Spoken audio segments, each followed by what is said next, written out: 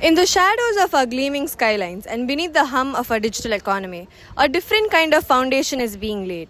For the millions of informal workers who keep our cities breathing, life is not measured in milestones but in interest rates.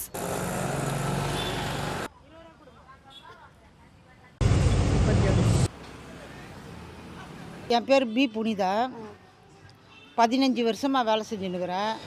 என் பேர் அரசராணி. நான் அந்த பூ வியாபாரத்தை ஒரு 15 வருஷமாக பண்ணிகிட்ருக்கேன். இதுதான் எனக்கு வருமானமாக இருக்குது. மற்ற டைமில் போய் மீன் கட் பண்ணுவேன் மார்க்கெட். மகாலட்சுமி. நாங்கள் ஒரு 15 வருஷமாக பார்க்குறோம். கஷ்டப்படுறோம். எங்கள் பேர் கோவிந்தராஜ். சின்ன கிராமத்தில் தாங்க வரேன். இது நம்பி தான் எங்கள் பழப்பே இருக்குது. 2 பொண்ணு ஒரு பையன் எங்களுக்கு. என் பேர் கலைவாணிமா. நம்ம தனியாக பண்ணுறது ஒரு 20 வருஷமாக பண்ணிட்டுருக்குறோம். எங்கள் அம்மா கூட உட்காந்து எங்கள் அம்மா கூட பண்ணிருந்தோம். This is a story about the debt trapped, a cycle that begins with a desperate medical bill or a daughter's wedding and ends in a lifetime of running just to stay in place. For the urban informal worker, debt is not a financial choice. It is the invisible oxygen they breathe. Tonight, we look past the statistics of growth to witness the quiet, crushing weight of the lives lived in the road.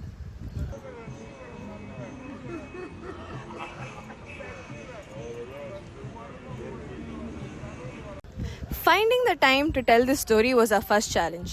In the informal sector, time isn't just about money, it is survival. We spent weeks on street corners and outside factory gates, trying to catch a moment with workers whose eyes never left their tasks. Most couldn't even spare 5 minutes for a conversation. To stop working is to stop earning, and in a world without a safety net, that is a risk few can afford. Their silence wasn't a lack of interest, it was a profound testament to their dedication and obligation. Their hands were too busy building our world to stop and talk about how hard it is to live in it. எதுக்காக வீட்டு அட்வான்ஸுக்கு அது ஒரு பக்கம், அது இல்லாமல் பசங்க படிப்புக்கு, பொண்ணு படிப்புக்கு, பையனோட வேலை இதுக்காக, வண்டி வாங்கிறதுக்கு, எல்லாத்துக்குமே கடன் வாங்கி தான் வாழ்க்கை ஓடிட்டுருக்குது. கஷ்டம்தான். கடன் வாங்கி தான் பிள்ளைங்களை படிக்க வைக்கிறோம், எல்லாம் பண்ணுறோம். பிள்ளைங்களை படிக்க வைக்கிறதுக்கு ரொம்ப கஷ்டமாக இருக்குது. கஷ்டங்க. மழை பெஞ்சுன்னா வேலைக்கு ஒரு நாளைக்கு வியாபாரம் இருக்கும், ஒரு நாளைக்கு வியாபாரம் இருக்காது. லோன் வாங்கிக்கிறது, சீட்டு கட்டுறது, வீடு வாடகை எல்லாம் அப்புறம் நிற்பாங்க. எங்கள் பையன் ஆட்டோ ஓட்டுவான், 10th படித்த பையன். பொண்ணு ஒண்டி வேலைக்கு போவோம், நர்ஸு வேலைக்கு. அந்த பொண்ணு நர்ஸு வேலைக்கு போவோம். அந்த தான் எங்களுக்கு குடும்பம். அதில் எங்கள் பையன் ஆக்சிடெண்ட் ஆகிட்டான். ஆக்சிடெண்ட் ஆகிட்டோன்னே அவனுக்கு மண்டியில் அடிபட்டுச்சு. மண்டியில் அடிபட்டு காது வழியெல்லாம் ரத்தம் அவன் செத்துட்டான்னு போட்டாங்க ஸ்டான்லி ஹாஸ்பிட்டலில். அப்புறம் நாங்கள் கடவுள்கிட்ட வேணும், ஜபம் பண்ணோன்னையும் எங்கள் பையனுக்கு உயிர் வந்துடுச்சு. உயிர் சுமாராகிறான். வருமானம் இல்லாதனால திருப்பி டிஃபன் கடை போட்டேன். நான் எனக்கு கை வராது, நெஞ்சு வலி வரும். அதில் டிஃபன் கடை போட்டு என் குடும்பத்தை காப்பாற்றுறேன். இந்த வீட்டு வாடகை, இந்த வேலை செஞ்சு தான் வாடகை கட்டி பையனை காப்பாற்றுறேன். இந்த வேலை செஞ்சுன்னு இருக்கும்போது ஒரு பையன் தற்கொலை பண்ணிக்கினான். அவன் சாகும்போது ₹1 கூட கிடையாது என் கையில். இங்கேருந்து தான் போய் நான் கடனை வாங்கி அவன் சாவை எடுத்தேன். இந்த ரோடு பெருகித்தான் அந்த கடனை நான் அடைச்சேன். In 2026, roughly 65% of healthcare expenses in India are paid out of pocket. For informal workers, the burden of these payments often exceeds 40% of their total income, leading to immediate impoverishment for 15% of households seeking care. கடனை பற்றி யோசிச்சு ரொம்ப இதாகுது. என்ன பண்ணுறது? Plot பாத்தில் கடை வச்சுருக்கோம், அதனால் இன்றைக்கி தூக்குவாங்க. அதெல்லாம் ரொம்ப யோசனையாக தான் இருக்குது. என்ன பண்ணுறது? பிள்ளைங்களை படிக்க வைக்கணும், மனசு கஷ்டமாக இருக்குது. கடனை பற்றி தான் யோசிக்கிறோம். கடை வாங்கணும், கொடுக்கணும், பசங்களை படிக்க வைக்கணும். அதே யோசனை தான் எல்லாத்துக்குமே. அதே தான் பார்க்குறோம். என்ன பண்ணுறது? பையனுக்காக வாங்கின கொஞ்சம் கடை இருக்குது. அதுக்கு வட்டி கட்டிக்கின்னு கௌரவமாக இருக்கிறத வச்சு சாப்பிட்டுக்கின்னு எங்கேயும் போய் கையேந்தக்கூடாது. நம்ம வாடகையை நம்ம கட்டிக்கணும், நம்ம கரண்ட்டு பில்லை நம்ம கட்டிக்கணும், எல்லாத்தையும் நாங்கள் பார்த்துக்கணும். ஃபஸ்ட் டைம் எப்போ கடை? அதுதான் வீட்டில் பிரச்சனைங்க ஹவுஸ் ஓனர் வாடகை பிரச்சனை. அப்புறம் வீட்டுக்காரர் சரியாக காசு கொடுக்க மாட்டார். நான் வேலைக்கு போயிட்டு கஷ்டப்பட்டால் தான் எனக்கு இது பண்ண முடியும். அதனால் சரி வேலைக்கும் போகணும், வீட்டையும் பார்க்கணும், எல்லாமே பார்த்தாகணும். கடங்காரங்களுக்கும் நாங்கள் கொடுத்தா தான் அவங்களும் வந்து எங்களுக்கு இது பண்ணுவாங்க. அடுத்த வாட்டி கொடுக்குறதுக்கு எல்லாத்துக்கு இது பண்ணுவோம், ஹெல்ப் பண்ணுவாங்க. இல்லைன்னா அது கூட கிடைக்காது. எங்கே மேலே மேலே ஒரு மாதம் ஒரு இந்த பிரச்சனைனா ஒரு மாதம் எதனா ஒரு பிரச்சனை வருது. நம்ம கடத்தை முடிச்சுட்டு நிம்மதியாக வேலைக்கு போய் அந்த காசை வச்சு நம்ம பண்ணலான்னு பார்த்தா பண்ண முடியல. எதனா ஒரு பிரச்சனையில் நம்ம திருப்பி போய் அந்த கடத்தில் போய் மாட்டிக்க வேண்டியதாக இருக்குது. சரி வேறு என்ன பண்ண முடியும்? எந்த ஹெல்ப்பும் இல்லாமல் என்ன சரி அவங்க கொடுக்குறாங்க, வட்டி கொடுக்குறாங்க, இது பண்ணுறாங்கன்னு சொல்லி வாங்கிடுறோம். அதை நாங்கள் கொஞ்சம் கொஞ்சமாக தவறுமாதிரில மாதம் டியூ மாதிரி கட்டிட்டு வரோம். எல்லாமே பார்த்துனோம், இப்படியே இது பண்ணின்னு போயின்னுக்குது. கடன் வாங்க வேண்டியதான். கடன் இல்லாத வாழ்க்கை எப்படி ஓட்டுறது? எனக்குலாம் பார்த்தீங்கன்னா 20-30 லட்ச ரூபாய்க்கு கடங்குது. என் வீட்டு நகையே ஒரு 30 லட்ச ரூபாய்க்கு இருக்குது. அதுக்குன்னு என்ன பண்ணுறது? அப்போ நகை வந்தது இதால் தானே வந்தது. கடன் இல்லாத வாழ்க்கையே இல்லைம்மா. வாங்குற கடனை ஒழுங்காக கொடுக்கணும், அதுக்கு நம்ம உழைக்கணும். உழைச்சா மட்டும்தான் வாழ்க்கையில் முன்னேற முடியும். கோர்ட்டில் அந்த ஆற்றுல வந்து தண்ணி போயிலே இருக்கும். அது கூட போதும் குறைய போதும் பிரச்சனை கிடையாது. தண்ணி போயிட்டு இருந்துன்னா அதில் அதிகமாக வரும். ஒரு தோட்டம் தேவையான தண்ணி வராது. கம்மியாக இருக்கும், அதுக்கேற்றப்பே நம்ம எடுத்துகிட்டு போகிறோம். அதிகமாக இருக்கும், அதுக்கேற்ற எடுத்துக்கிறோம். ஆனால் சுத்தமாக தண்ணியே வர கடன் வாங்காமல் நம்ம அந்த பிஸ்னஸ் பண்ணாமல் நிம்மதினு நினைக்க எந்த பிஸ்னஸ் பண்ண முடியாது. புரியல? தண்ணியை இன்னும் வச்சுல யோசி. அப்போ உள்ளேருந்து ஒரு ரொட்டேஷன் பண்ணிக்கிட்டே இருக்கும்போது நம்ம கையில் பண்ண முடியும். படித்த செலவாக இருக்கட்டும், வரவு செலவாக இருக்கட்டும், இன்னும் நல்லது இருக்கும், ஒன்ஸ்னா இருக்கட்டும், பண்ணணும்னா ரொட்டேஷன் பண்ணிக்கிட்டே தான் புரியும். எல்லாம் மாற்றி மாற்றி பண்ண இன்னும் தொழிலும் அது மாதிரி பண்ணால் தான் நம்ம வந்து லைஃப்பை மேலே பண்ண. இல்லைன்னா எதுவும் பண்ண முடியாது. கடன் வாங்கணும், இங்கே எல்லாமே லாக் ஆகும். கொடுக்க வேண்டியதும் பிரச்சனை, வாங்க வேண்டியதும் பிரச்சனை. In the shadows of the city, debt isn't a one-time loan. It's a living, breathing, and revolving door. They call it rotating the debt, a frantic shell game where you borrow from a new lender just to silence the interest of an old one. For the millions of informal workers who keep our cities breathing, this isn't a financial choice, it is the invisible oxygen they breathe. But even when a windfall comes, a good festival season, or a small grant, the trap is already reset. Among urban street vendors, the relapse rate is staggering. Over 80% find themselves back in the lender's ledger within just 6 weeks of being declared debt-free, according to studies done in India and Philippines. When your daily earnings for women, who are usually the sole breadwinners in these type of families, are as low as 315 rupees, you aren't building a future, you're just paying for the right to work today. This, however, isn't just an individual struggle, it's a national fracture. According to the latest 2025 data from the RBI and Niti Aayog, Indian household liabilities have surged by 102% over the last 5 years. We are also witnessing a historic peak in 6 years, with household debt crossing 41% of our annual GDP. Borrowing is no longer a tool to build assets. It has become the only cushion left to bridge the gap between stagnant wages and the rising cost of staying alive. When the doors of formal banks are closed, the streets take over with a math that is designed to consume you. While government schemes may offer 7% interest, the reality on the ground is a different world. In the informal market, interest rates typically start at 7% and can climb as high as 15%, not per year but per month. This is predatory math, a cycle that begins with a desperate medical bill and ends in a lifetime of running just to stay in place. மழை காலம் வந்தால் வீட்டில் தான் இருக்க போகிறோம். ஒரு 6 மாதம் வெயில் அடித்தா அந்த வேலை பார்ப்போம். அந்த இருக்கிறத வச்சு தான் அதை கடை கூட வாங்கி சாப்பிட்றதான். கடனை வாங்கி மழை பெஞ்சுன்னா வேலைக்கு ஒரு நாளைக்கு வியாபாரம் இருக்கும், ஒரு நாளைக்கு வியாபாரம் இருக்காது. என்ன பண்ணால் கடங்காரன் வந்து சுற்றிட்டு நிற்பான். அதுதான் வீட்டில் பிரச்சனைங்க வந்து ஹவுஸ் ஓனர் வந்து வாடகை பிரச்சனை. அப்புறம் வந்து வீட்டுக்காரர் வந்து சரியாக காசு கொடுக்க மாட்டார். நான் வேலைக்கு போயிட்டு கஷ்டப்பட்டால் தான் எனக்கு வந்து இது பண்ண முடியும். அதனால் சரி வேலைக்கும் போகணும், வீட்டையும் பார்க்கணும், எல்லாமே பார்த்தாகணும். கடங்காரங்களுக்கும் நாங்கள் கொடுத்தா தான் அவங்களும் வந்து எங்களுக்கு இது பண்ணுவாங்க. அடுத்த வாட்டி கொடுக்குறதுக்கு எல்லாத்துக்கு இது பண்ணுவோம், ஹெல்ப் பண்ணுவாங்க. இல்லைன்னா அது கூட கிடைக்காது. இப்போ நம்ம வியாபாரம் பண்ணுறோன்னா கடன் வந்து இப்போது கிளைமேட்டு சுச்சுவேஷன் எது நிரந்தரமானது கிடையாது. திடீர்னு மழை பெய்யும், அந்த டைமில் பார்த்தீங்கன்னா கரெக்டாக நம்ம வாங்கின சரக்கு மூவ் பண்ணத்தான் வந்து இல்லைன்னா மொத்தம் பாஸ் ஆகும். ஏன்னா இது அழுகும் பொருள், நல்ல ஒரு பொருள் வைக்கும். அழுகும் பொருள் வந்து வச்சதால வைக்க முடியாது. இப்போது பொண்ணு ஸ்டாக்கு பற்றி ப்ரொடக்ஷன் ஐட்டமும் கிடையாது. இந்த கண்டிஷனுக்கு ஏற்ற மாதிரி அடிச்சா தோணும் அன்னைக்கு விற்கலாம் அதில் விற்றா 10 ரூபா கிடைக்கும் இங்கன்னா லாஸில் தான் இருக்கு.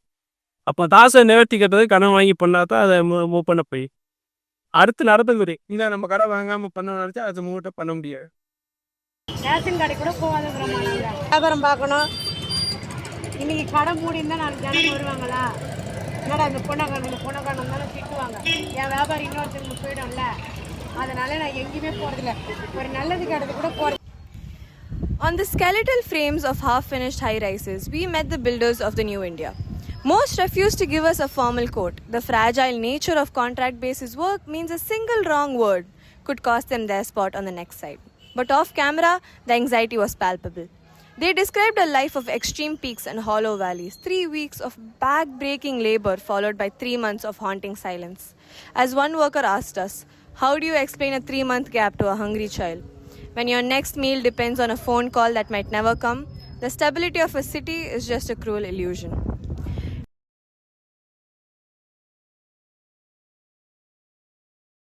வீட்டு வேலையும் பார்க்குறேன், அங்கேயும் கம்பெனிக்கும் போகிறோம். இது முடிச்சு இது டைம் இருக்கும்போது இது பார்த்துட்டு அது அப்புறம் மதியானம் ஷிஃப்ட்டு மேலே அதுக்கு போகிறோம். டெய்லி கட்டணும். வியாபாரம் பண்ணி இப்போ 1 லட்சம் வாங்கினா 1000 ரூபாய் கட்டணும் டெய்லி. 100 நாளில் முடியும்.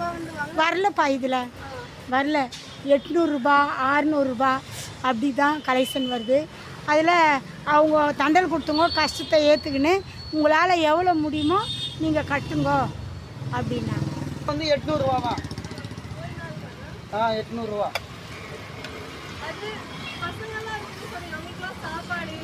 எல்லாம் இதுலேருந்து தான் போகணும்.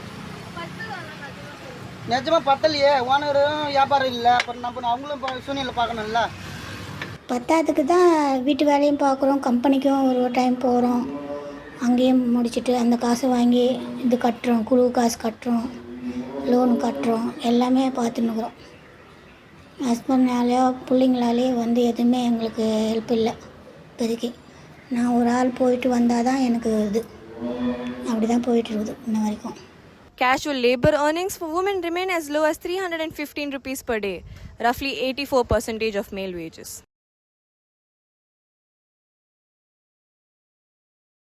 அது நல்லா தான்ப்பா இருக்கும். எப்படி இருந்தாலும் கடன் வாங்கத்தான்ப்பா சொல்லும். குடும்ப சூழ்நிலை கொஞ்சம் நல்லா இருக்கும். நாங்கள் சம்பாதிக்கிறத வச்சு நாங்கள் சாப்பிட்டுக்கிட்டு நிம்மதியாக இருப்போம். அடுத்தவங்களுக்கு பதில் சொல்ல வேண்டியது இல்லைல்ல. கடன் இல்லாமல் இருந்தால் நிம்மதியாக தான் இருக்கும்.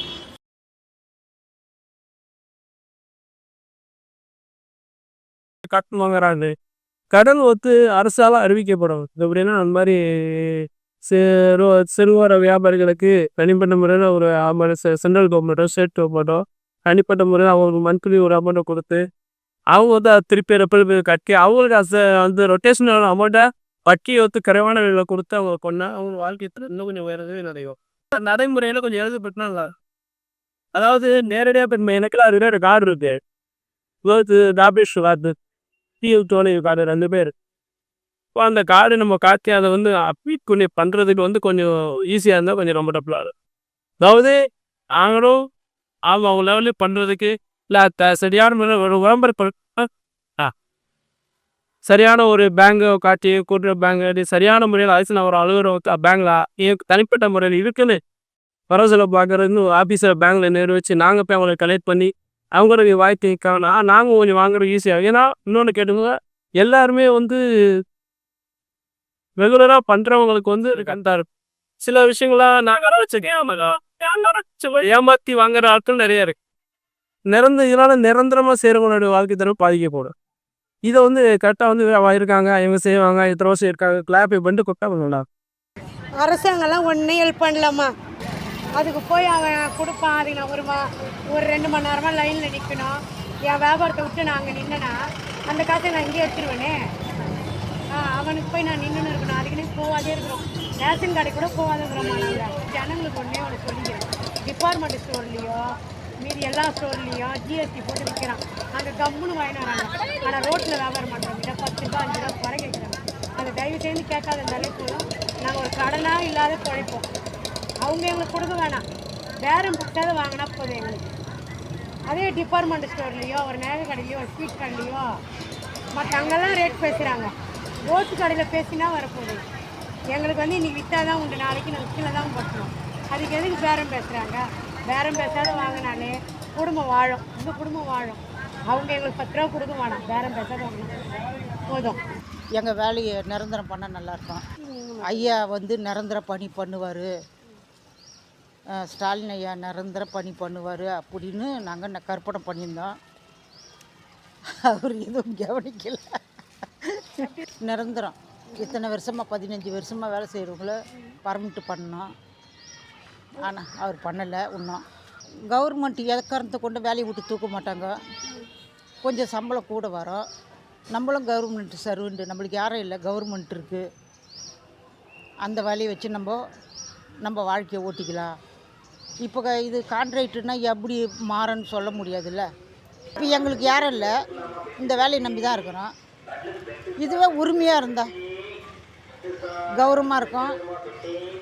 நானும் ஒரு கவர்மெண்ட் ஆளுன்னு நாட்டுக்கு சொல்கிறேன்.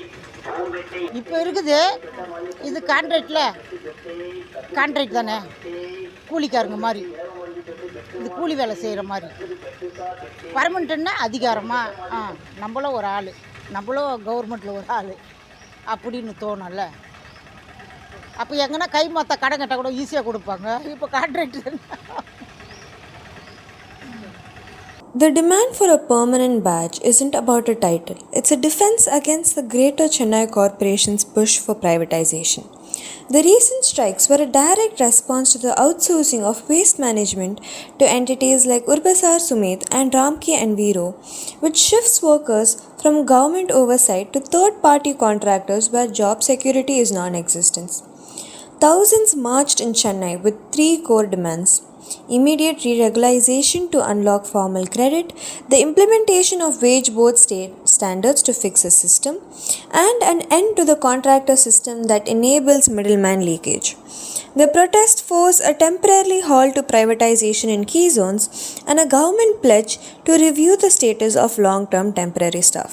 We began this journey looking for the invisible gears of the city, only to find a workforce running a race they aren't meant to win.